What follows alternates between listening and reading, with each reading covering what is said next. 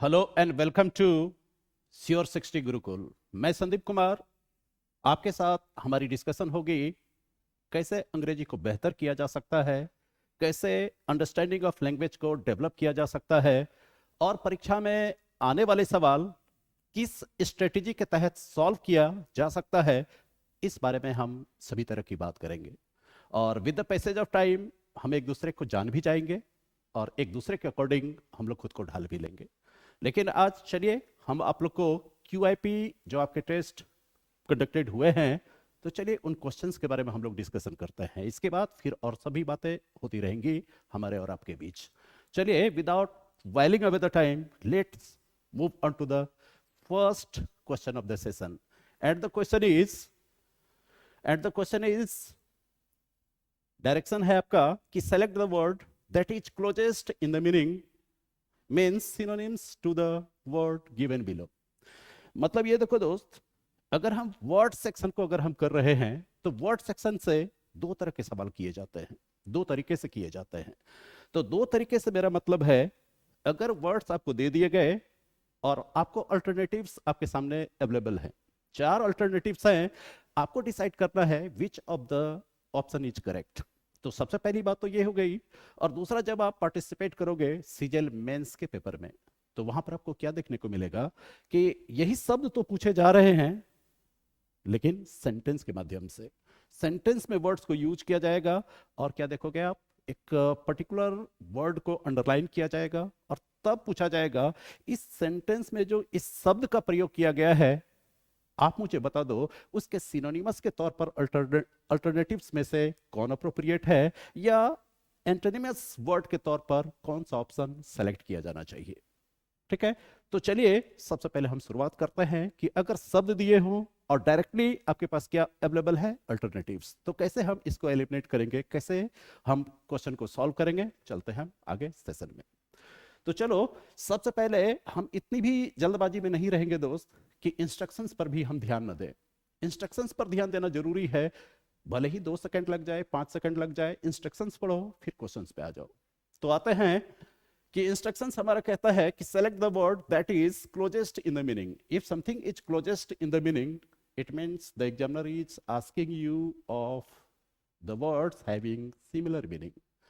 ऐसे शब्दों के बारे में आपसे पूछ रहा है जिसके अर्थ क्या है, समानार्थक है। सिनोनिम्स मतलब समानार्थक। तो सबसे पहला शब्द है आपका इरेजोल्यूट। अगर आप इरेजोल्यूट हैं, it means you are confused in taking right decisions. अगर आप कंफ्यूज्ड हैं, it means you are in dilemma. You are in a situation where you are unable to decide what to do and what not to do. तो मतलब जहां पर आप हो जाते हो, हिंदी में आप इसको कह सकते हो कि आप ऐसी स्थिति में आ जाते हो जहां पर आपको निर्णय लेना बड़ा मुश्किल होता है कि आखिर हम करें तो करें क्या। ठीक है, इसी को हम लोग कहते हैं come to one's wits end. ठीक है, अगर इसके सिनोनिमस में अगर हम देखें तो सबसे पहले तो ये हो गया इरेजोल्यूट। अगर ये इरेजोल्यूट है तो आप क्या कहोगे, इसके आप सिनोनिमस वर्ड में रख सकते थे इडियोमेटिक एक्सप्रेशन के तौर पर come to one's wits end. Wits end तो हिंदी में इसी को हम लोग कहते हैं किंग कर्तव्य विमूढ़ स्थिति में आ जाना, या इसी को दूसरे शब्दों में कहते हैं इन डायलेमा। ठीक है, आप इसी को कह सकते हो एट अ फिक्स। ठीक है, चलो, तो जब इरेजोल्यूट है, इट मींस आप किसी भी निर्णय पर आ पाने में सक्षम नहीं हो। It means you are undecided, you are not prepared mentally what decision should be taken. It means irresolute का अगर सिनोनिम्स है तो इसका मतलब पहला ही ऑप्शन आपको सेटिस्फाई कर देता है कि इसका मीनिंग क्या होना चाहिए, अनडिसाइडेड होना चाहिए। But at the same time you should have the knowledge about all these three words. तो अगर इन तीनों ही शब्दों के बारे में अगर मैं आपसे बात करूं, तो सबसे पहले देखो, अगर मैं उल्टा चलूं तो सबसे पहला शब्द है आपका चीयरफुल। चीयरफुल का मतलब क्या हो, if you are cheerful in doing something, it means you are happy in doing that particular thing. आप हैप्पी हो, you are in jovial mood, you are in jocund mood, आप जो कि एक हैप्पीएस्ट मोमेंट्स में हो, you love doing that particular thing. It means ये क्या है, आप चेयरफुल हो। अगर आप प्रसन्न हो, प्रसन्न बदन हो, खुश हो, हैप्पी हो, तो इसी को हम लोग क्या कहेंगे, यू आर चीयरफुल। ठीक है, दूसरा शब्द है आपका सकर। अगर हम सकर के बारे में बात करें आपसे, तो सकर का मतलब क्या होता है कि सपोर्ट समवन। सपोर्ट समवन इसका मतलब क्या, प्रोवाइडिंग असिस्टेंस। अब जैसे देखो अगर हम सकर कहते हैं तो इसमें देखो एक स्पेलिंग मिस्टेक है, हो सकता है आपकी नजर गई हो सकता है आपकी नजर नहीं गई हो। सकर के स्पेलिंग पे अगर हम गौर करें तो सकर की स्पेलिंग है आपकी SUCCOUR। तो यहां पर देख लो कि स्पेलिंग मिस्टेक क्या है, यहां पर यू मिसिंग है, दे दोगे, और इसका मतलब होता है दोस्त टू सपोर्ट। टू सपोर्ट या आप क्या कहोगे, टू हेल्प समवन।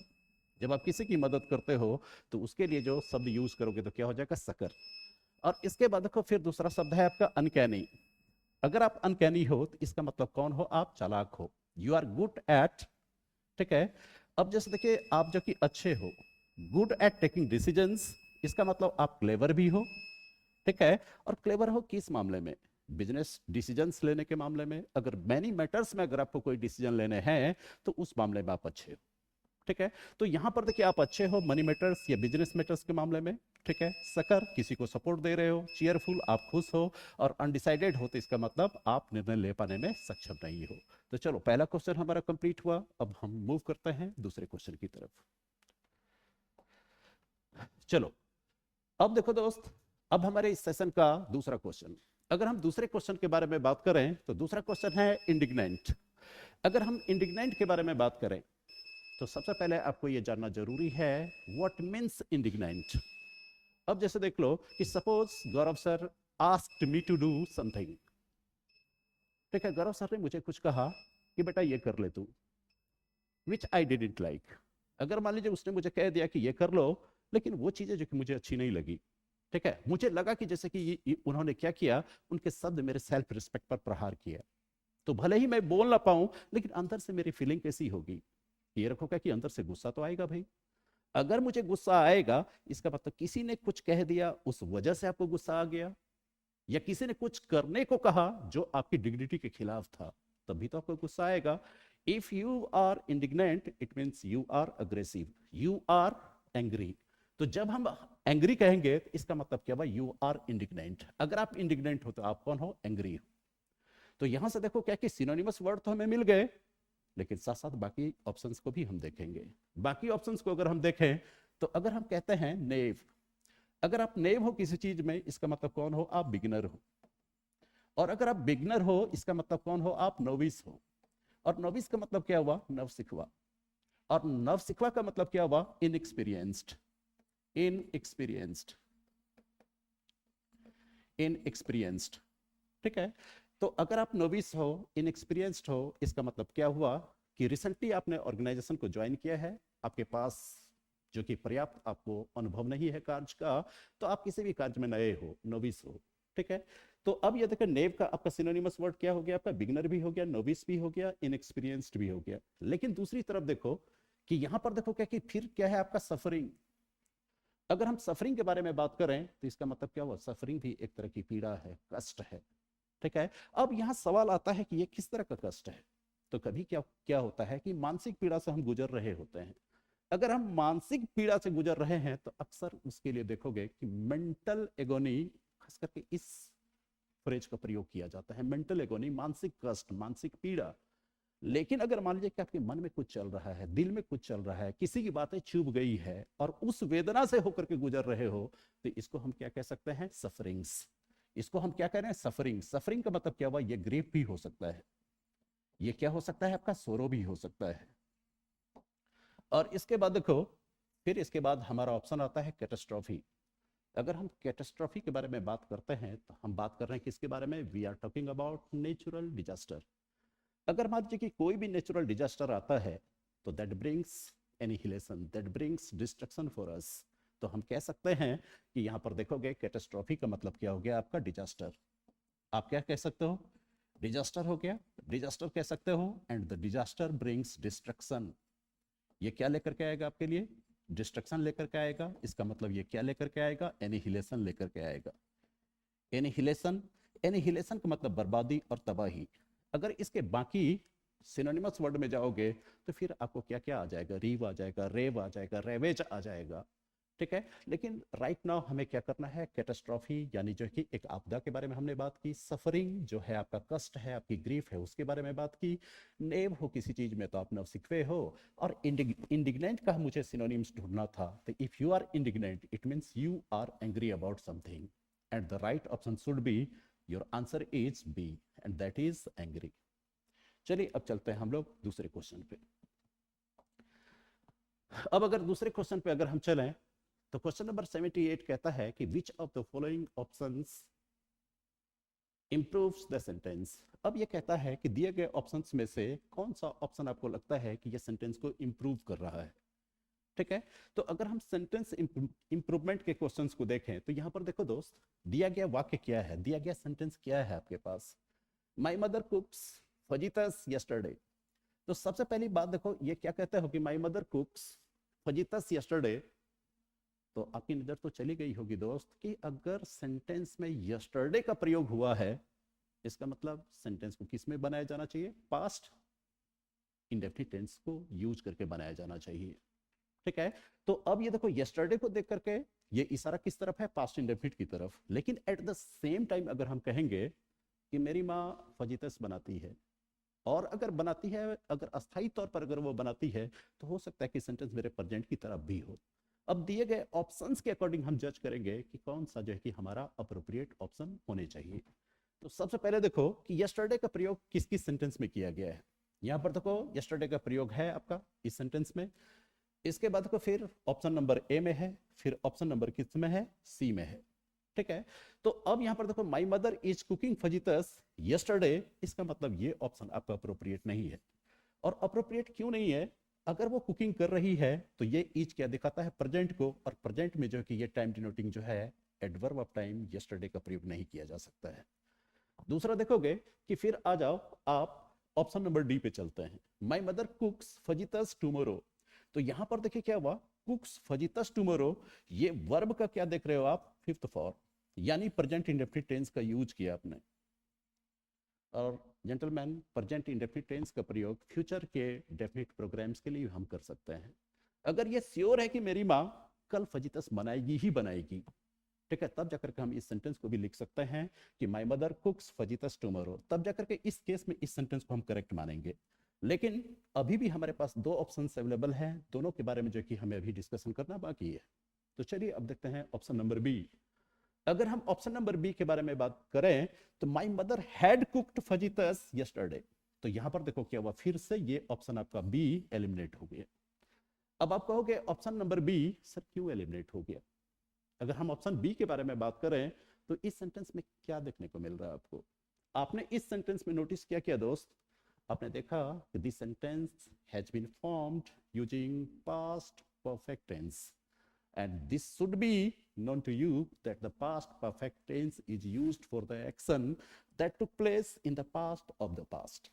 ये तो आप जानते हो, जो घटना पास्ट के पास्ट में संपन्न हुई है उस घटना को दिखाने के लिए हम क्या करते हैं, पास्ट परफेक्ट का प्रयोग करते हैं। लेकिन यहां पर तो है क्या कि यस्टरडे की बात हो रही है, और यस्टरडे का प्रयोग पास्ट की घटनाओं के लिए होता है, पास्ट ऑफ द पास्ट की घटनाओं के लिए नहीं होता है। अर्थात इसको ऐसे समझो, बचपन में आपने पढ़ा होगा दोस्त, डॉक्टर के आने से पहले रोगी मर चुका था। इसको चलो मैं सिंप्लीफाई करता हूं कि अगर बीते हुए समय में दो घटनाएं घटित हुई थी, और उन दो घटनाओं में से जो पहली घटना है उस घटना के लिए हम हैड प्लस V3 को यूज करते हैं यानी पास्ट परफेक्ट, और इस घटना के बाद जो दूसरी घटने वाली घटना है उसके लिए हम क्या करते हैं, पास्ट इंडेफिनिट। अर्थात पास्ट इंडेफिनिट की घटना आपका पास्ट है, और उस घटना से पहले वाले पास्ट में जो घटना घटित हुई, रोगी जो मर चुका था, वो आपका क्या है, पास्ट परफेक्ट है। तो खास करके action that took place in the past of the past, उसके लिए यूज करेंगे। तो अर्थात यस्टरडे का प्रयोग फिर ऑप्शन बी में किया जाना, यह क्या हो जाएगा, हमारे लिए गलत हो जाएगा। तो हमारे लिए देखो क्या कि एलिमिनेशन में बी, सी और डी ये तीनों ऑप्शंस हमारे एलिमिनेट हो चुके हैं। ठीक है, बी और सी दो ऑप्शन एलिमिनेट हुए हैं, अभी भी हमारे पास ऑप्शन क्या है, ऑप्शन ए है और ऑप्शन डी है। तो चलिए पढ़ करके देखते हैं ऑप्शन नंबर ए। कहता है कि my mother cooked fajitas yesterday, मेरी माँ ने क्या किया था कल, जो कि क्या बनाया था उसने, फजीतस बनाया था। एक व्यंजन है, एक क्या है, डिश है। मेरी माँ ने कल की बात है, मैं आज की बात नहीं कर रहा हूँ आपसे। मेरी मम्मी ने क्या किया था, कल फजीतस बनाया था। और यहाँ यस्टरडे है, तो इसका मतलब यस्टरडे का भी प्रयोग पास्ट इंडेफिनिट टेंस में, इस बात को कहने के लिए पास्ट, ठीक है, इसी बात को कहने के लिए यहाँ पर क्या किया गया है, पास्ट इंडेफिनिट टेंस को यूज किया गया है। इसका मतलब क्या हुआ, पहला सेंटेंस तो मेरा करेक्ट हो चुका है।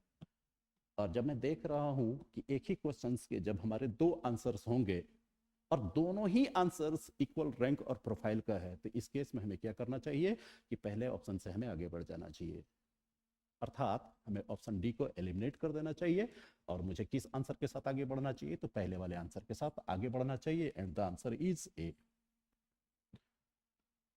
ठीक है जेंटलमैन, तो चलिए अब हम लोग क्या करते हैं, अब ठीक इसी तरह से हम क्या करते हैं, आगे बढ़ते हैं। You need to have patience, gentlemen. Sometimes you would feel that this question may take less time. आपको लगेगा कि ऐसे क्वेश्चन में तो कम समय भी लिया जा सकता था, फटाफट अगर एक का आंसर बी, दो का आंसर सी कर दूं मैं, तो फिर क्या रह जाएगा अंतर किताब में। और जो कि ये जो आप ह्यूमन टच के साथ जो बैठे हुए हो, मेरे इस वीडियो को जो देख रहे हो, तो फिर आपके और मेरे बीच का वो इंटरफेस ही समाप्त हो जाएगा। तो चलो, if it takes time you must be contributing some of your time in the discussion. चलिए अब चलते हैं हम लोग नेक्स्ट क्वेश्चन पे आते हैं। अब हम लोग क्वेश्चन नंबर देखें, हम लोग किस क्वेश्चन को देख रहे हैं, 79। और मैंने पहले ही कह रखा है दोस्त, अगर अब हम आ रहे हैं कि सेंटेंसेस पे आ रहे हैं, सेंटेंसेस के बाद फिर हम क्या चलेंगे, पैसेजेस पे भी चलेंगे, सेंटेंस के बाद क्लोज टेस्ट एंड पैराजम्बल्स पे भी चलेंगे। तो मैं आपको एक मूल मंत्र बता देता हूँ, अगर आप लैंग्वेज सेक्शन में अगर अच्छा स्कोर करना चाहते हो, तो दोस्त रोटाफिकेशन का जितना कम सहारा लें उतना बेहतर होगा आपके लिए। ये लैंग्वेज है, लैंग्वेज को समझ करके सॉल्व किया जा सकता है, रट करके सॉल्व नहीं किया जा सकता है दोस्त। क्योंकि सिर्फ आपको क्या करना है कि कॉमन एरर्स के क्वेश्चंस और सेंटेंस इंप्रूवमेंट से आपकी खूबसूरत दुनिया का निर्माण नहीं हो पाएगा। प्री के एग्जाम्स भले ही पास कर लो आप, लेकिन जब मेंस के एग्जाम्स में पार्टिसिपेट करोगे, there would be varieties of questions and almost all the questions directly or indirectly would be based on the understanding of language. Directly indirectly आपको किसका सामना करना पड़ेगा, भाषा की समझ। सबसे पहली जरूरत है भाषा की समझ, और ये डेवलप होंगी कैसे, you need to have supporting words. आपके पास क्या होने चाहिए, सपोर्टिंग वर्ड्स होने चाहिए। सपोर्टिंग वर्ड्स की मदद से क्या करोगे, सेंटेंस का मीनिंग क्या करोगे, ज्यादा से ज्यादा या तो प्रेजेंट में निकालोगे या तो पास्ट में निकालोगे, लेकिन निकाल तो लोगे ना दोस्त। और सेंटेंस का मीनिंग जब निकाल लोगे, तब ग्रामेटिकल एप्लीकेशन 30% आपकी मदद करने आएगा, और तब कहेगा कि सेंटेंस का मीनिंग जब आपने समझ लिया, इसी आइडिया को, इसी इंफॉर्मेशन को, if you want to convey through your sentence, how sentences should be formed, and in trying to form the sentences what grammatical mistakes have crept it into the sentence, तब आप जज कर पाओगे। तो इसलिए दोस्त ज्यादा से ज्यादा समय गुजारना, try to have the habit of reading first, and if you started having the reading habit, ultimately you will have collection of words, and with the collection of words, understanding of language, and to some extent support of grammar, this will improve you a lot. चलिए अब चलते हैं हम लोग next question पे, देखते हैं। आप लोग को लग भी रहा होगा कि पढ़ा तो कम रहे, प्रवचन बहुत ज्यादा दे रहे हैं sir, because this is our first meeting. तो मुझे भी आप जानोगे, आपको भी मैं जानूंगा, एक दूसरे को जानने में थोड़ा सा वक्त तो लगेगा। हाँ, पहली क्लास है तो मेरे मन में भी बहुत सारी भड़ास है, बहुत सारी इंफॉर्मेशन शेयर करनी है आपसे, बहुत सारी स्ट्रेटेजी आपको सिखानी है, कैसे टैकल करने हैं, and it will take time gentleman, have patience, and let's move on to the next question. And the question is, which of the following options improves the sentence? देखिए कि दिए गए ऑप्शंस में से कौन सा ऑप्शन जो कि सेंटेंस को क्या करता है, इंप्रूव करता है। तो चलो देखते हैं, दिया गया सेंटेंस क्या है आपके पास, ही और जॉन आर गिल्टी। ही और जॉन आर गिल्टी। तो सबसे पहले देखो, अगर आपके पास सपोर्टिंग वर्ड्स पता है कि गिल्टी का मतलब क्या होता है, दोषी होता है। अगर दोषी है ही और जॉन, आप जानते हो कि क्या है, व्यक्ति का नाम है, तो ही और जॉन क्या है, तो दोषी हैं। तो अब देखो यहां से ग्रामेटिकल एप्लीकेशन आपकी क्या सपोर्ट करेगा, ग्रामर कहेगा कि if two subjects are connected with the conjunction or और the verb agrees with the subject nearer to the verb. क्या कहोगे, अगर दो सब्जेक्ट कंजंक्शन और से अगर कनेक्टेड हैं और सब्जेक्ट अगर हैं, तो सब्जेक्ट के बाद क्या आएगा, किसकी जगह आएगी, वर्ब की। तो वर्ब किसके अकॉर्डिंग जाओगे, पहले वाले सब्जेक्ट के अकॉर्डिंग या दूसरे वाले सब्जेक्ट के अकॉर्डिंग? तो कहोगे सर दूसरे वाले सब्जेक्ट के अकॉर्डिंग चलेंगे। तो दूसरा वाला सब्जेक्ट कहो या तो क्या कहोगे, the subject nearer to the verb, ठीक है, या नजदीकी सब्जेक्ट के अकॉर्डिंग हम क्या करेंगे, वर्ब का सिलेक्शन करेंगे। तो देखो नजदीकी सब्जेक्ट कौन सा आपके पास, जॉन। तो जॉन क्या है, is the name of a singular individual, किस कोई एक इंडिविजुअल के बारे में हम बात कर रहे हैं। Third person singular number, it means the verb should be singular. और सिंगुलर क्या होना चाहिए, आर को यहां से हटाओ, इस जगह पर क्या करो, इज लगाओ। तो देख लो ही और जॉन इज गिल्टी, चलो सही है। ही और जॉन प्लुरल है तो होगा ही नहीं। ही और जॉन प्लुरल है, हैव, होगा ही नहीं। ही और जॉन वाज गिल्टी। अब जरा सोच करके देखो दोस्त, अब आप रिलेट करोगे कि सर पहला अगर हम लेंगे, क्या हम डी नहीं ले सकते थे, क्या ले सकते थे, बिल्कुल। राइट नाउ अगर मैं कह रहा हूं कि यही दो लोग जो कि गिल्टी हैं, यही दो लोग दोषी हैं, जब पहला ही ऑप्शन मुझे मिल चुका है, प्रेजेंट में भी तो मैं इशारा करके कह सकता हूं। लेकिन किसी जो कि क्या कहता है कि पास्ट की तरफ इशारा करके कहूं, यही दो लोग दोषी थे जिस तरह की घटनाओं को अंजाम दिया गया है, तो अगर मैं पास्ट इंसिडेंट के बारे में बात करूंगा तो मैं क्यों प्रेजेंट में रहूंगा, पास्ट में चला जाऊंगा। अब पास्ट में जाऊंगा तो फिर क्या करूंगा, इज का पास्ट क्या होता है, वाज, तब जाकर के मैं इसके बारे में सोचूंगा। लेकिन पहला ही मुझे मिल चुका है तो मैं क्या करूंगा, डी को मैं क्या करूंगा, अवॉइड करूंगा, and I will go with the option A, and your answer is ए। आपका आंसर क्या है, ए है। ठीक है जेंटलमैन, चलिए अब चलते हैं हम लोग नेक्स्ट क्वेश्चन। अब आते हैं नेक्स्ट क्वेश्चन पे। अब देखो क्या कि ये क्या कहता है, अब आपको ये जज करना पड़ेगा क्या है ये चीज। Fill in the blanks with the most appropriate phrase. आपको क्या करना होगा, जो अप्रोप्रिएट फ्रेज है उससे आपको क्या करना होगा, रिक्त स्थानों की पूर्ति करनी होगी। ठीक है, सेंटेंस जो लिख करके दिए गए हैं, in the sentence one word is missing, और आपको पता लगाना है कि जो कि यहां पर किस अप्रोप्रिएट शब्द का प्रयोग होना चाहिए। अब इस तरह के क्वेश्चंस को कैसे टैकल करोगे दोस्त, अगर मैं आपको रटा दूं कि चलो बेटा ऐसे क्वेश्चंस को इस तरह से टैकल कर लेना, तो भाई मैंने मना किया था कि ratification will not work for you. तो इसका मतलब सबसे पहले क्या करना कि इस तरह के क्वेश्चंस को सॉल्व करने के लिए आपकी अंडरस्टैंडिंग ऑफ लैंग्वेज मायने रखती है। और जब मायने रखती है तो पहले आपकी स्ट्रेटेजी क्या होनी चाहिए, पहले आपकी स्ट्रेटेजी होनी चाहिए, the sentence given to you, जो सेंटेंस आपको दिया गया है, read it, go through it and try to comprehend its meaning. Sentence को पढ़िए, इसके मीनिंग को समझने की कोशिश करिए। Thereafter you decide the message that the examiner tries to convey through this sentence. जो कहना चाहता है उस बात को उसी डायरेक्शन में, उसी कंटेक्स्ट में सही तरीके से अगर कहें हम, तो वो कहने में दिए गए ऑप्शन में से कौन सा शब्द जो कि अप्रोप्रिएट साबित हो जाएगा, जो ग्रामेटिकली भी सही होना चाहिए और कंटेक्चुअली भी सही होना चाहिए। तो इस मूल मंत्र को कभी भूलना मत दोस्त, and you have to apply it in all the journey of your destination. अपनी पूरी यात्रा में इस चीज को लेकर के आगे बढ़ते रहना। तो चलो अब आते हैं सेंटेंस पे आते हैं। सेंटेंस कहता है बिफोर द मुस्लिम्स, और यहां पर देखो क्या है, ब्लैंक्स है आपके। Before the Muslims blanks Indian subcontinent the Rajputs had ruled there. तो यहां पर देखो क्या हुआ दोस्त, जब आप कहोगे कि सर मुझे कुछ समझ में नहीं आया, लेकिन मैं क्या देख रहा हूं कि राजपूत हेड प्लस V3, जब मैं हेड प्लस V3 के बारे में बात कर रहा हूं तो इसका मतलब ये पास्ट परफेक्ट है, ये पास्ट परफेक्ट है। और इसके बाद देखो फिर क्या कहता है, before the Muslims Indian subcontinent the Rajputs ruled there. इसका मतलब देखो बिफोर का मतलब क्या हुआ, पहले। मुझे ज्यादा कुछ समझ में नहीं आया, लेकिन इतना सा पता चला कि राजपूत शासन किया करते थे। किससे पहले भाई, किससे पहले शासन किया करते थे? तो ये देखो क्या कि मुस्लिम इंडियन सबकंटिनेंट में आए, जिस समय आए उसके आगमन से पहले पहले कौन शासन किया करते थे, राजपूत शासन किया करते थे। अर्थात वहीं से आ गए हम in the very beginning what I told you guys, action past की है तो पास्ट इंडेफिनिट, अगर action past of the past की है तो पास्ट परफेक्ट लेना पड़ेगा आपको। और पास्ट परफेक्ट अगर लोगे तो जरा सोच के देखो, ये देखो क्या कि मुस्लिम सब कंटिनेंट में आए हैं, ये घटना पास्ट की है। और इससे पहले जो हुआ कि कौन राज किया करते थे, कौन शासन किया करते थे, राजपूत। अब ऐसे देखो, अब यहां देखो राजपूत शासन कर रहे हैं, इस तरह से देखो। और यहां पर क्या हुआ, इंडियन सब कंटिनेंट में कौन आए हैं, तो यहां पर देखो मुस्लिम्स आए हैं, मुस्लिम्स आए हैं।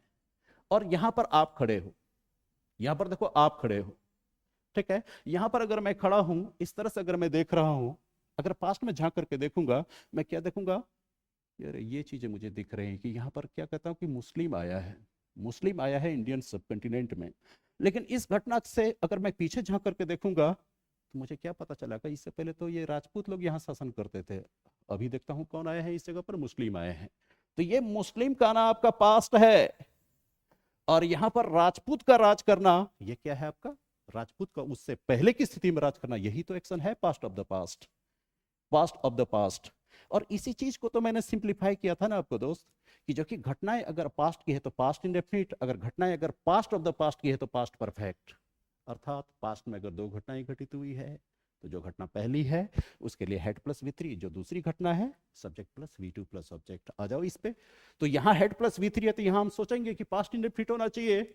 और पास्ट इंडेफिनिट का बेसिक स्ट्रक्चर क्या होता है दोस्त, for the positive statements first of all you place your subjects and thereafter second form of the verb। और यहां पर देखो सब्जेक्ट क्या है कि बिफोर द मुस्लिम्स तो सब्जेक्ट हो गए, अब चाहिए वर्ब का दूसरा रूप। देखो तो कहां पे है वर्ब का दूसरा रूप, कम तो फर्स्ट फॉर्म है, हटा दो।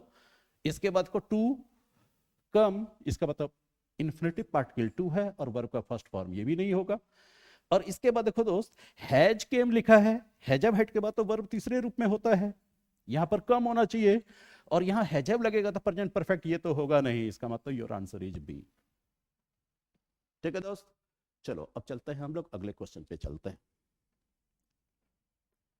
अब अगर अगले क्वेश्चन पे आओ तो देखो सेंटेंस क्या कहता है कि when ethane was 1 year old, जब इथान कितने साल का था, 1 साल का था।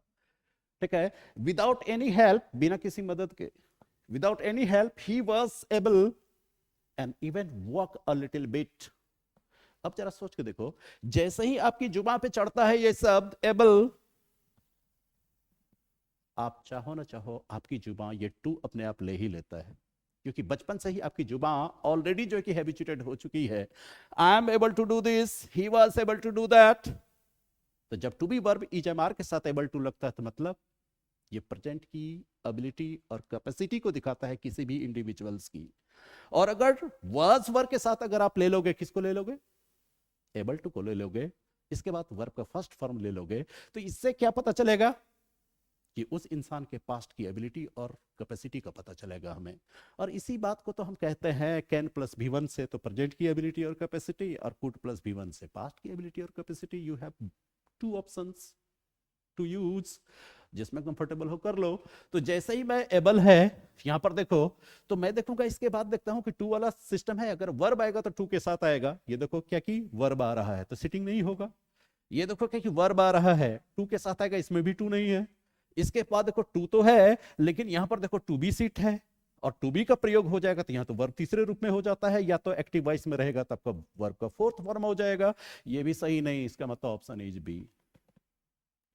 देखोगे दोस्त बहुत सारे सिचुएशंस में क्या होता है कि भाषा की समझ नहीं भी होती है, आपको सेंटेंस पढ़ करके नहीं भी समझ पाते हो, तब भी अगर नजर तेज है आपकी और ग्रामेटिकल एप्लीकेशंस अगर आपके दिमाग में चल रहा हो और आपकी आइज अगर शार्प हो तो वो भी क्या करेगा, आपको जज करना सिखा देगा। चलिए चलते हैं अगले क्वेश्चन पे। अगला क्वेश्चन है आपका fill in the blanks with the most appropriate prepositions. क्या कहता है, उपयुक्त प्रेपोजिशंस का इस्तेमाल करके क्या करिए आप, सेंटेंस को फिल करिए। चलो फिर से वही स्ट्रेटजी अपनाएंगे, सेंटेंस की मीनिंग को समझेंगे। The child responded to his mother's demands. अब यहां पर देखो दोस्त, अगर मैंने आपसे कुछ सवाल पूछे, अगर मैंने सवाल पूछे तो आप कैसे रिस्पॉन्ड करोगे मुझे, आप रिस्पॉन्ड करोगे अपने आंसर से। If I asked you to do something, तो आप क्या करोगे, आप करोगे उस काम को या कि नहीं करोगे, तो आप अपनी प्रतिक्रिया दोगे ना, आप अपना रिएक्शन दोगे ना, वेदर इन यस और इन नो। तो जब आप अपनी प्रतिक्रिया दोगे तो कैसे दोगे दोस्त अपनी प्रतिक्रिया, ठीक है। तो the child responded to his mother's demands, बच्चे ने अपने मां की मांगों के प्रति जो कि अपनी प्रतिक्रिया जताई। तो यहां पर देखो क्या यूज किया, रिस्पॉन्ड। सबसे पहले ध्यान में ये रख लेना दोस्त कि रिस्पॉन्ड के साथ क्या करते हैं हम, प्रीपोजिशन टू का इस्तेमाल करते हैं। पहली बात तो ये है, ठीक है। अब इसके बाद देखो क्या कि वर्ब का कौन सा, वर्ब का चौथा रूप है। तो ये तो आप श्योर हो गए, bye throwing tantrums.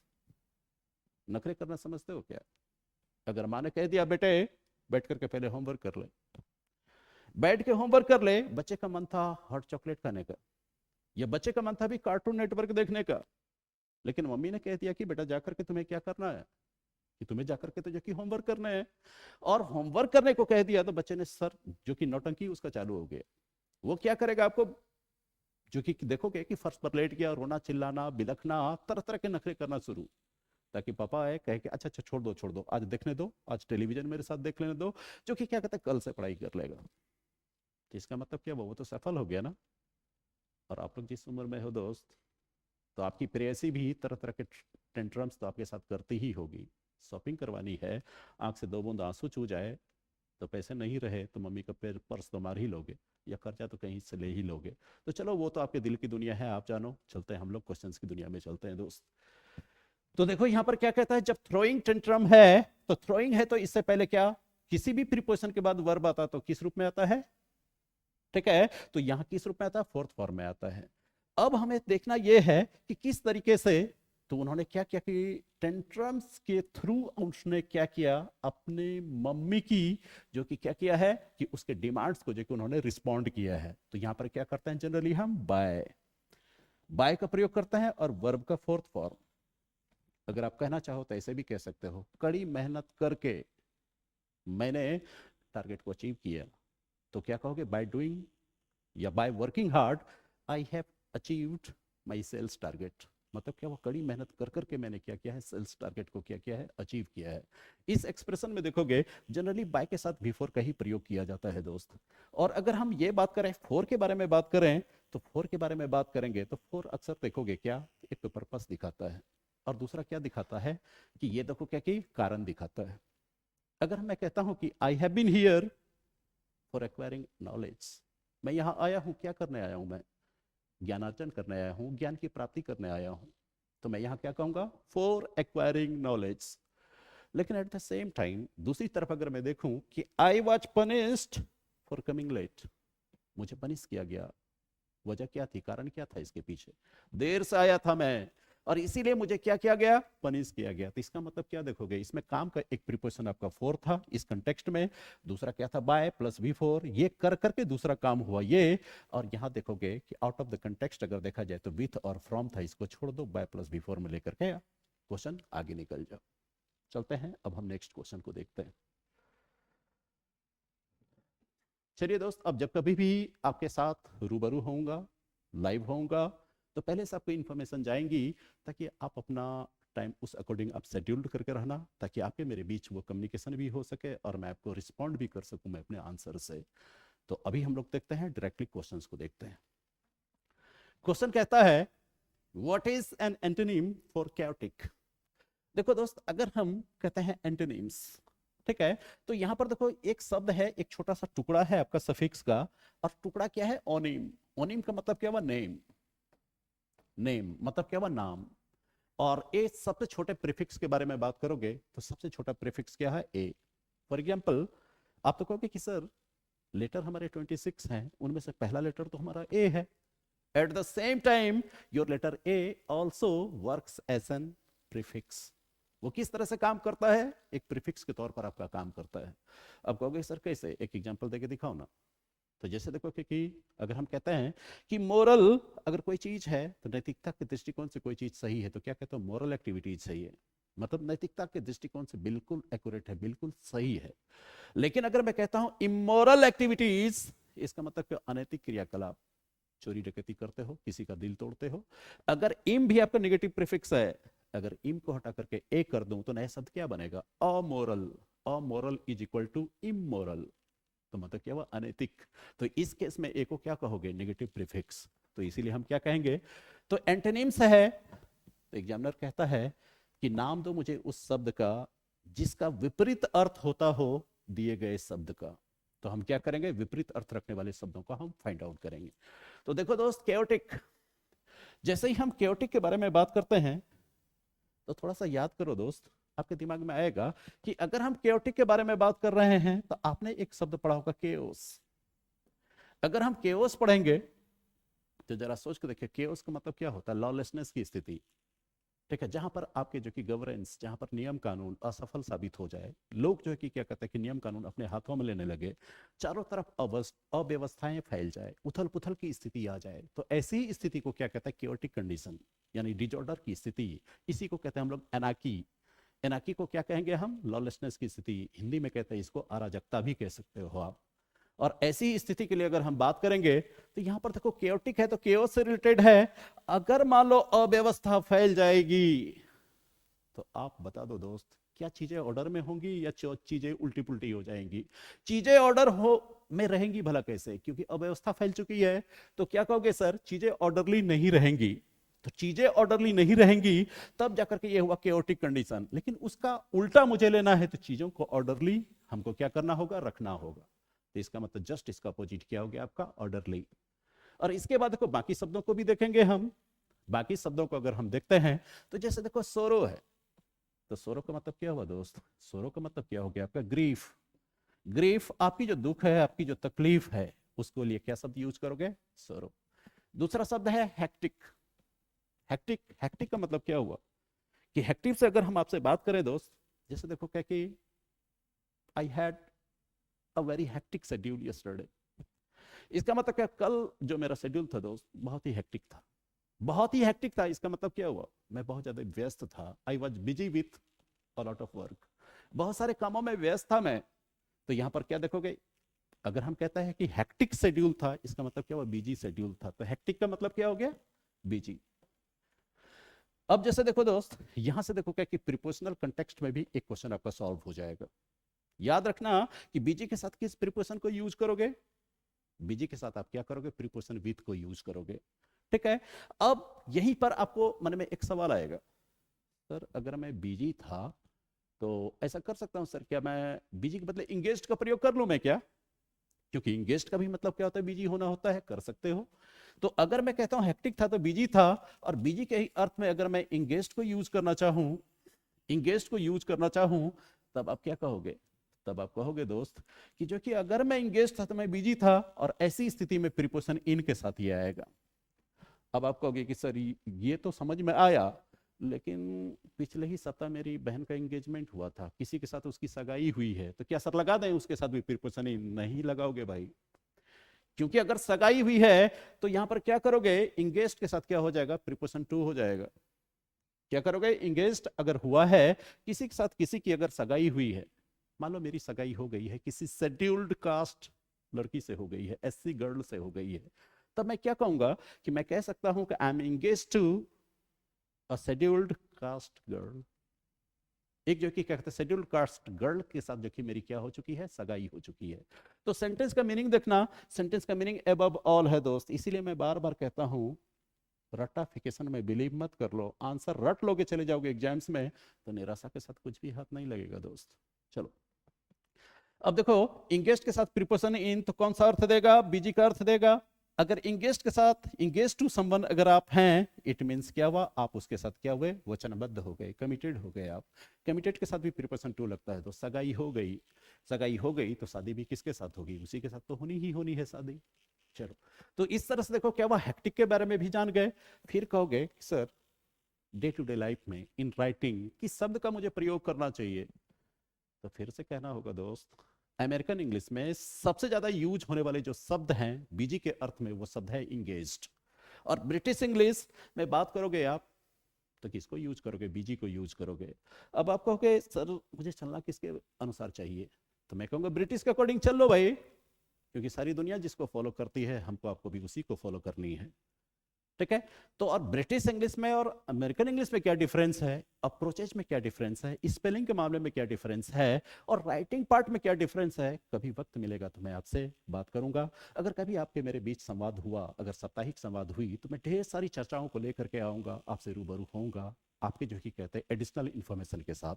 But right now we are in context with the question already came to your QIP test 1122। चलिए आगे बढ़ते हैं। चलो, तो अब यहां पर देखो हेक्टिक के बारे में समझ गए, सुरों के बारे में समझ गए। अब बारी है हमारी इमर्सिव। सोच के देखो क्या कि जैसे इमर्सिव कहते हो तो कहते हो कि सर समथिंग हैज इमर्ज्ड इन। ठीक है, अब ये देखो इमर्सिव, जब इमर्सिव कहते हो तो आपका दिमाग कहता है इमर्ज, सर जैसे नहीं लगता, EMER। और यहां पर देखो शब्द कैसे लिखा, IMER। तो जैसे देखिए अगर मैं आपके बारे में कहता हूं you are all emerging students, इसका मतलब क्या, होनहार छात्र हो आप लोग। तो होनहार छात्र हो तो उसका स्पेलिंग कैसे लिखोगे, ई से लिखोगे दोस्त। और यहां पर मैंने क्या लिखा, IMMERSIVE। अगर मान लो कि जैसे कि मैं कुछ क्वेश्चंस का डिस्कशन मैं आपसे करवा रहा हूं, और अगर आपको इसमें इंटरेस्ट आ रहा है, जिस तरह का आप डिस्कशन चाहते हो, और उस तरह का डिस्कशन अगर मैं आपके सामने लेकर के आ रहा हूं, चाहो न चाहो मेरे साथ क्या रहोगे, जुड़ जाओगे, भूल जाओगे कि अभी आपको डिनर के लिए जाना था दोस्त, और बातों बातों में समय कैसे गुजरेगा आपको पता भी नहीं चलेगा। तो इसका मतलब क्या किया मैंने इंगेज कर लिया दोस्त आपको, आप लीन हो गए मेरे साथ, भूल गए दुनियादारी को। तो इसी को कहते हैं इमर्सिव। मेरा क्या था, लेक्चर था। इमर्सिव मेरा क्या था, परफॉर्मेंस था। तो इसी चीज को क्या कहते हैं, हम लोग इमर्सिव कहते हैं। और इमर्सिव क्या हो गया आपका, इंगेजिंग कह सकते हो आप। इंगेजिंग मेरी क्या थी, हो सकता है कि मेरी जो ये क्या थी, परफॉर्मेंस कैसी थी, तो इंगेजिंग परफॉर्मेंस था मेरा। ठीक है। अब कहोगे दोस्त चलो जो कि इसके हम एंटोनिमस बात करते हैं, क्योटिक जो चीजें जो है कि क्योटिक है तो ऑर्डर में नहीं है, और इसका उल्टा होगा तो चीजें ऑर्डर में आ जाएंगी, and your answer is B. और एक बात और भी कमेंट करना दोस्त, अगर ये वीडियो जब आप देखोगे या अगर आप देख रहे हो, तो इसको देखने के बाद आप अपनी प्रतिक्रिया देना, क्या मुझे जो कि इसी तरह से डिटेल्ड डिस्कशन करना चाहिए या शॉर्ट में करके निकल जाना चाहिए। तो आखिर हम तो डेडिकेटेड आप ही की सर्विस में हैं, we are rendering our services in your service. तो जेंटलमैन जो चाहोगे वो मिलेगा। लेकिन याद रखना दोस्त, एक हमेशा एक टैगलाइन याद रखना, people are busy which are easy, but बेटा try to get busy which are not easy for you, only then you will reach your destination. दुनिया व्यस्त है उन चीजों में जो बड़ा मजा आता है, मैथमेटिक्स, जो बड़ा मजा आता है रीजनिंग, लेकिन बात जब लैंग्वेज की हो, बात जब जीके जीएस की हो, तो हाथ कांप जाते हैं, छोड़ो ना काम चल जाएगा। लेकिन इसको साउंड कर लो तभी जा करके जो कि आपका सिलेक्शन होगा। और आपको पता है, और सीजीएल मेंस का तो रिजल्ट आ चुका है, और आपको तो पता ही है कि मिनिमम सिलेक्शन कितने पे हुआ है, 335। सोच लो कितना परसेंट मार्क्स है।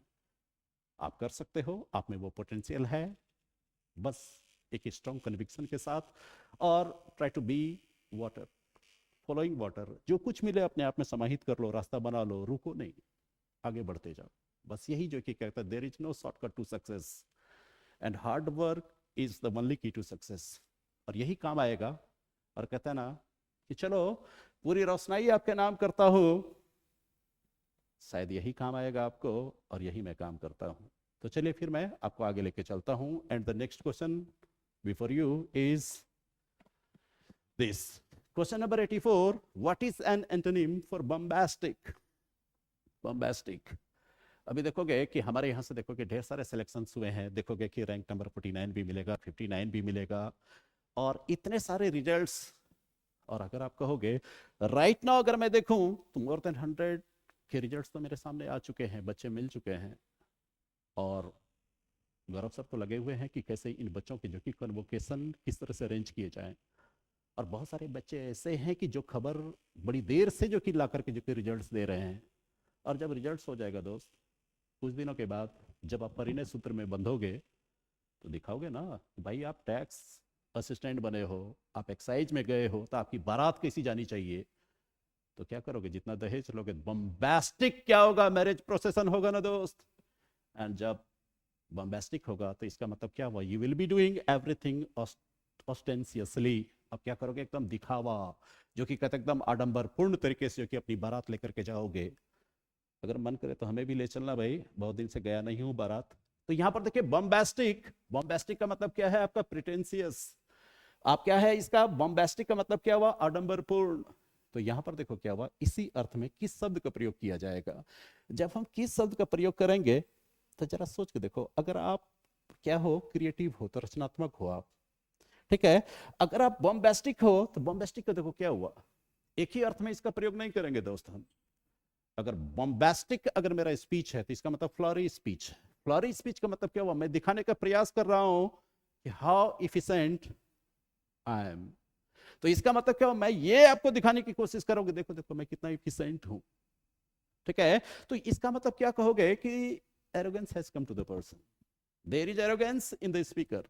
लेकिन अगर मैं कहना चाहूं अपने इफिशिएंसी को दिखाऊं, और बड़े अच्छे तरीके से दिखाऊं, नम्र तरीके से दिखाऊं, तो क्या कहोगे कि ये बंदा दिखा नहीं रहा है, सही में जो कि कहते हैं इसमें स्थिरता है। और स्थिरता कहाँ होता है? समुद्र में होता है दोस्त स्थिरता। मतलब क्या हुआ? Silence is strength. तो इसके लिए जो कि आपको बहुत ज्यादा कुछ करने की जरूरत नहीं है। तो क्या कहोगे? द बंदा is very polite in his approach. इसका मतलब द बंदा इज नॉट वेरी बॉम्बास्टिक। वो जो कि बॉम्बास्टिक नहीं है, तो इसका मतलब वो है क्या? पोलाइट है, जेंटलमैन।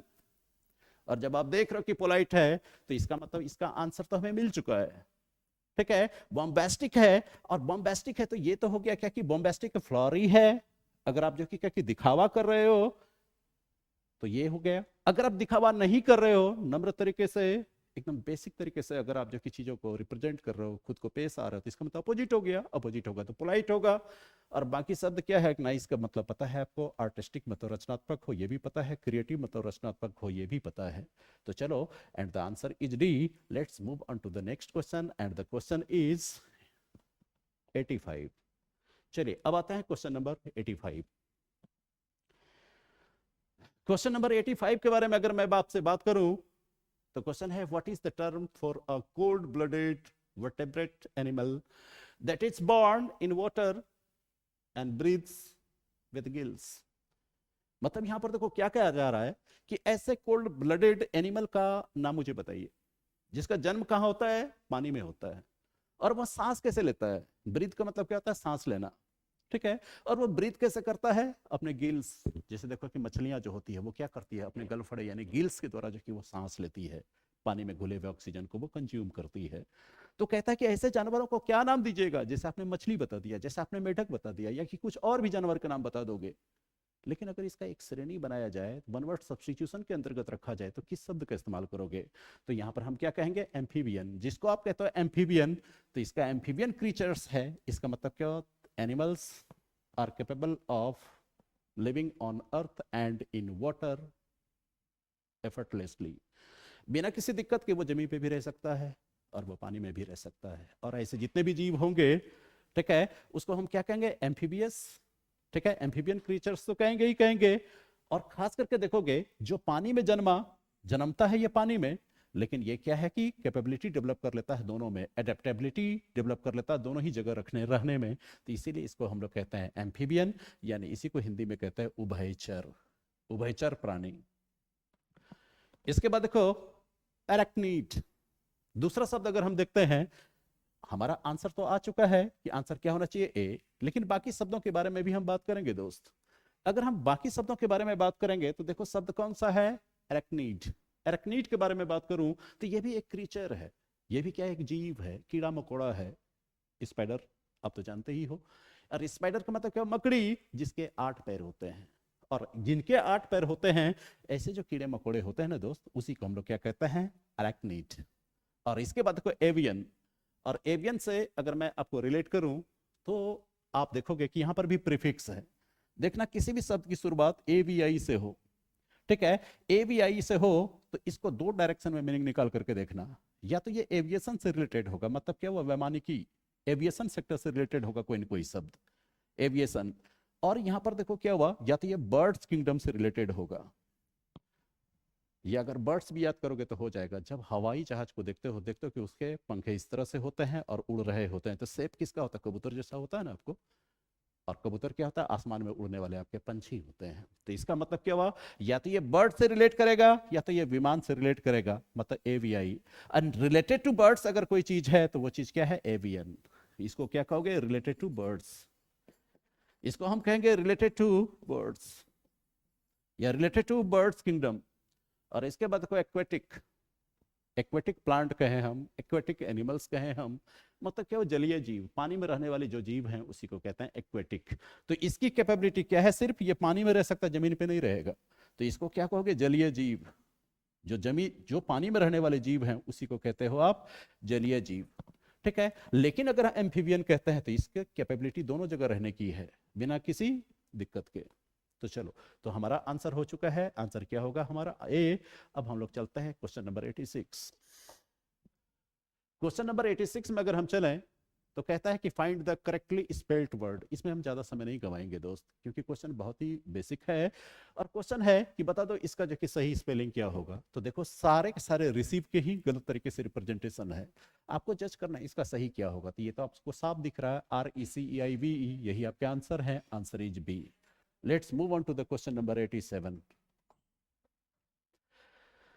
अब आते हैं क्वेश्चन नंबर 87 में, कहते हैं find the word which is wrongly spelled.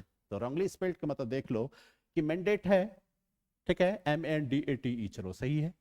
इसके बाद देखो क्या करते हो कि मैंगर। मैंगर का मतलब क्या होता है, जब इसके बारे में बात करोगे, मैंगर जैसे जानवरों को खाना खाने के लिए जो देते हो, जिसको हिंदी में नाद भी कहते हैं, वो बर्तन जो होता है जिसमें चारा डालते हो खाने के लिए जानवरों को, उसी को हम कहते हैं मैंगर। एक तरह का बर्तन कह सकते हो जिसमें जानवर अपना भोजन करते हैं।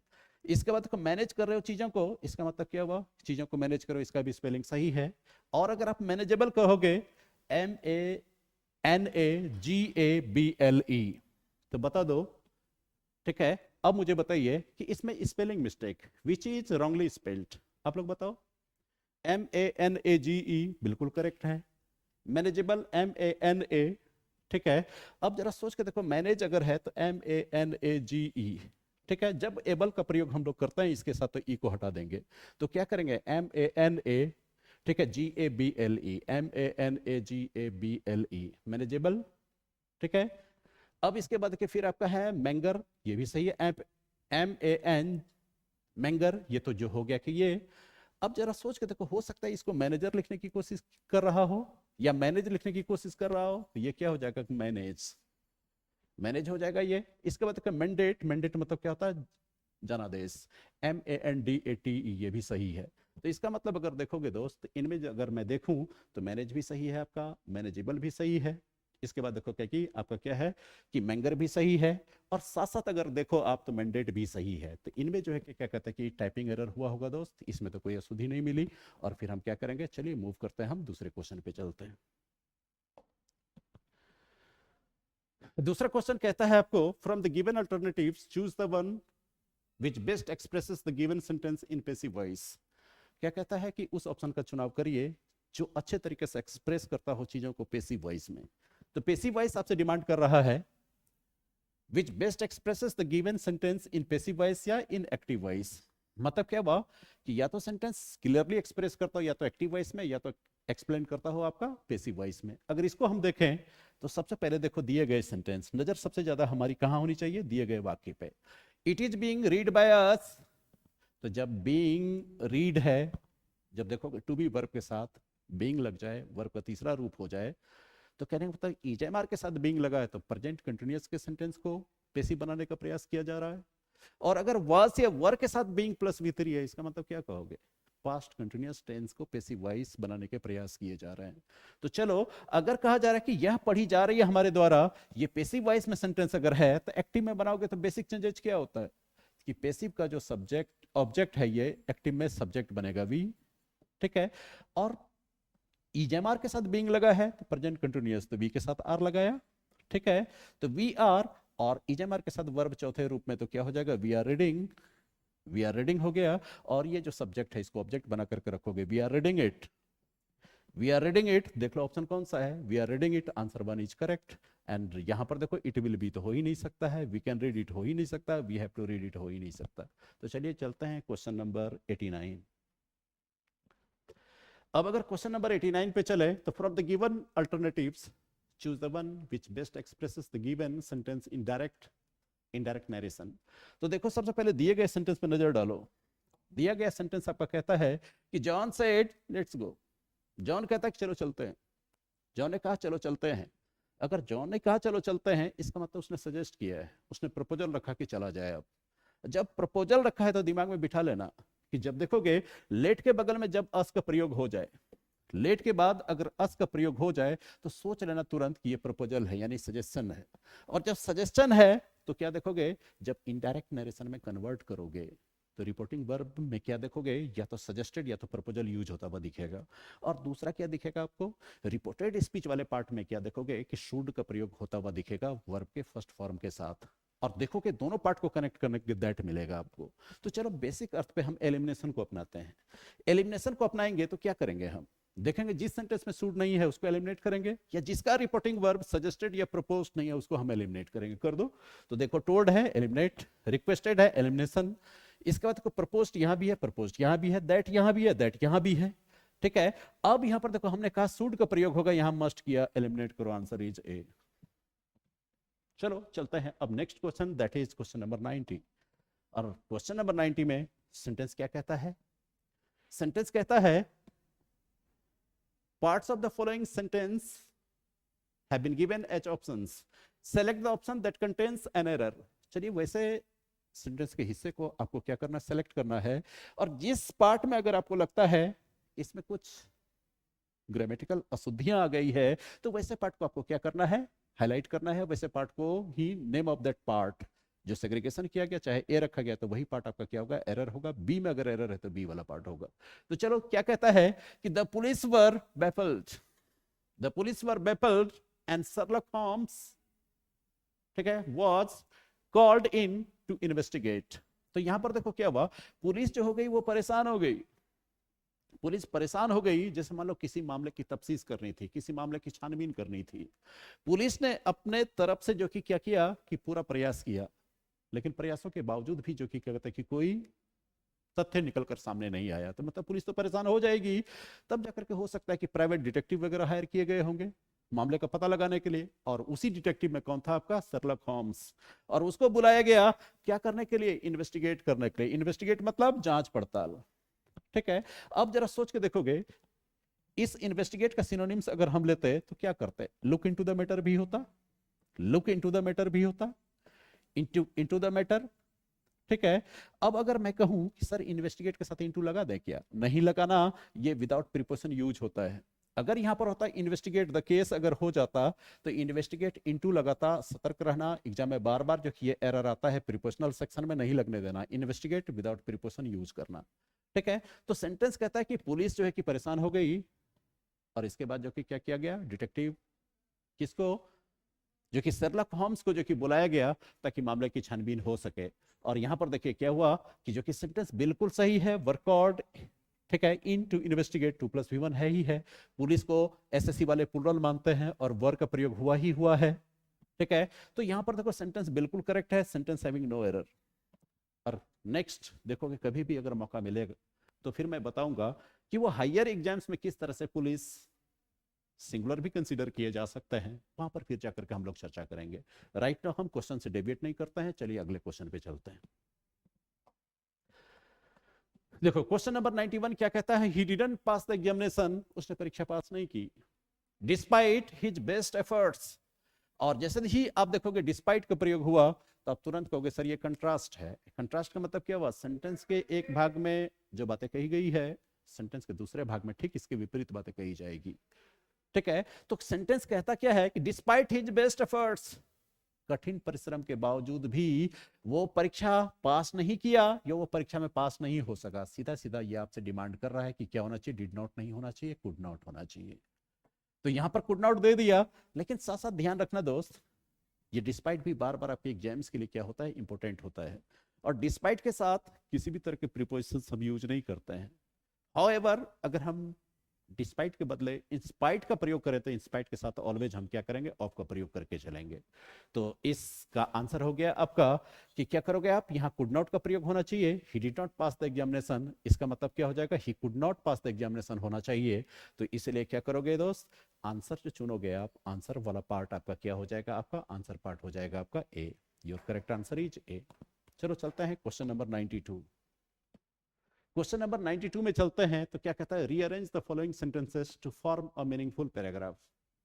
अब देखो यहां पर आपको भाषा की समझ आपको काम आएगी ही आएगी। तो चलो हम क्या करते हैं, जब एग्जाम्स में आपके पास कम समय हो तो क्या करोगे आप, क्या करोगे आप, और अगर आप लोगों को जरूरत पड़ी तो मैं जो कि सेंटेंस अरेंजमेंट्स यानी पैराजंबल्स के जो है कि जो कि थीम भी लेकर के आऊंगा। किस बेस पे आप जज करते हो फर्स्ट सेंटेंस क्या हो, किस बेस पे जज करते हो कंक्लूजन कैसे निकाल लेंगे, किस बेस पे जो कि आप क्या करोगे कंट्रास्ट को दिखाओगे, किस बेस पे जो कि क्या कहता है कि आप क्या करोगे काउज एंड इफेक्ट्स को दिखाओगे, टाइम का सीक्वेंस क्या होगा, आर्टिकल्स किस चीज को दिखाने के लिए यूज किया जाता है, ये सारी वृत्तांत जो कि हम क्या करेंगे डिटेल डिस्कशन करेंगे आपके साथ हायर लेवल पे। राइट नाउ ये सोच के चलो हम लोग एग्जाम्स में हैं, और एग्जाम्स में तो क्या करते हैं कि चलो हम क्या करके देखते हैं कि कैसे जल्दी हम सॉल्व करेंगे। तो सबसे पहले देखो दोस्त, अगर किसी भी सेंटेंस में सेंटेंस की शुरुआत अगर डिस्पाइट से हो तो सोच लेना कि sentence can not be the opening sentence, पहला सेंटेंस ये मेरा नहीं हो सकता है। ठीक है, और मैं आपको टेक्निक्स बताऊंगा क्या देख करके जज करेंगे कि पहला सेंटेंस नहीं होगा, अर्थात पहले सेंटेंस का चुनाव कैसे करेंगे। दो आधार होंगे इसके, on the basis of elimination, और दूसरा होगा on the basis of analysis, और दोनों ही प्रोसेस को कंबाइन करके यूज करेंगे और पहुंच जाएंगे हम आंसर पे। तो यहां पर देखो क्या है कि क्या कहते हो आप, डिस्पाइट से सेंटेंस की शुरुआत नहीं होगी। दूसरा देखो फातिमा के बारे में बात की जा रही है, फातिमा क्या है, name of the person, noun है, इससे सेंटेंस की शुरुआत की जा सकती है। फिर इसके बाद देखो दोस्त, फिर क्या कहते हो कि जैसे देखो ग्रेजुअली सी, अगर सेंटेंस में अगर आपको दिख जाता है प्रोनाउंस किसी भी केस में, चाहे नॉमिनेटिव केस में, चाहे ऑब्जेक्टिव केस में, चाहे पोसेसिव केस में, तो हम क्या करते हैं इसको कभी भी सेंटेंस ओपनिंग के तौर पर नहीं रखते हैं। तो इसका मतलब क्या हुआ, ये भी आपका ओपनिंग सेंटेंस नहीं। इसके बाद देखो पी भी आपका ओपनिंग सेंटेंस नहीं। इसके बाद देखो to fulfil her aspirations she decided to make small changes in her routine, और अपने एस्पायरेशंस, अपनी महत्वाकांक्षा, अपनी जो टारगेट है, ठीक ठीक है, तो उसको जो है कि हम लोग क्या करेंगे कि क्या कह रहा है कि अपने एस्पायरेशंस को पूरा करने के लिए जो कि उसने क्या किया कि जो कि क्या कहता कि यहां पर देखो क्या कि aspiration she decided to make small changes, उस लड़की ने डिसाइड किया कि जो कि हम क्या करेंगे स्मॉल चेंजेस करेंगे अपने रूटीन में, और जो है कि बेटर हैबिट डेवलप करेंगे। तो मतलब इसमें भी प्रोनाउंस है, ये भी हमारा ओपनिंग सेंटेंस नहीं है, इसमें भी प्रोनाउंस है, ओपनिंग नहीं है, इसमें भी देखो डिस्पाइट है, ये कंट्रास्ट दिखाएगा, ये ओपनिंग नहीं है, अर्थात आपका आंसर क्या हो गया, क्यू से शुरू होगा। देखिए क्यू वाले ऑप्शंस कितने आपके पास अवेलेबल हैं, एक ए है, दूसरा क्या है बी है, तो चलो डी और सी एलिमिनेट कर गया। अब बस आप डिसाइड करो क्यू के बाद पी होना चाहिए या एस के बाद आर होना चाहिए, तो यही दोनों में से एक आपका ऑप्शन है। तो क्या करो कि जब एग्जाम्स में कुछ भी समझ में ना आए, दो ऑप्शन ही है आपको, क्यू के बाद एक बार पी को रख के देख लो या क्यू के बाद एक बार एस को रख करके देख लो, जो मीनिंग को जस्टिफाई करता है सीक्वेंस में वही आपका आंसर हो जाएगा। तो देखो दोस्त, तो यहां पर अगर मैं बात करूं तो क्या कहते हो, अब आ जाते हैं सेंटेंस के मीनिंग पे यानी एनालिसिस। एनालिसिस क्या कहता है, Fatima a girl known for her laziness, Fatima लड़की का नाम है जिसको जाना जाता है उसकी लेजीनेस को लेकर के, एंड परपेचुअल टायर्डनेस, मतलब क्या हुआ, शाश्वत रूप से वो लड़की देखोगे कि जब भी चर्चा करती कहती मैं थकी हूं, मेरे से नहीं हो पाएगा, and she started pushing herself, रुको, tiredness often struggle to stay motivated, और अक्सर जो कि वो स्ट्रगल करती रहती थी कि कैसे हमें मोटिवेटेड रहना है। तो जब फातिमा की चर्चा हो गई, क्यों हो गया, तो इसके बाद किसको लोगे, ठीक है, despite her constant fatigue and procrastination she dreamed of becoming a successful chartered account, अपने लेजीनेस की वजह से, ठीक है, भी लेजीनेस के वजह के बावजूद भी उसने क्या सोचा कि चलो मैं क्या करूं कि जो कि क्या करूं कि एक चार्टर्ड अकाउंटेंट बन जाऊं, उसके एस्पिरेशंस क्या हुए, चार्टर्ड अकाउंटेंट बनना। तो यहां पर देखो, यहां पर क्या है, सक्सेसफुल चार्टर्ड अकाउंटेंट। अब यहां पर देखो इसी एस्पिरेशंस को फुलफिल करने के लिए, तो मतलब क्या हुआ, पहले तो ले ही चुके हो आप फातिमा क्यू, इसके बाद पी ले लो, इसके बाद देखो फिर क्या कहता है, to fulfil her aspiration she decided to make small changes, मतलब क्यू के बाद पी ले लो, इसके बाद एस ले लो, इसके बाद आर ले लो, और हमारा ऑप्शन क्या हो जाएगा, ऑप्शन ए इज करेक्ट। चलो दोस्त, हम लोग क्या करेंगे, रेस्ट ऑफ द क्वेश्चंस हम अगले सेशन में कंप्लीट कर लेंगे। एंड राइट नाउ चलिए हम लोग इसको यहीं पे समाप्त करते हैं, अगले क्लास में फिर से मिलते हैं। Thank you general.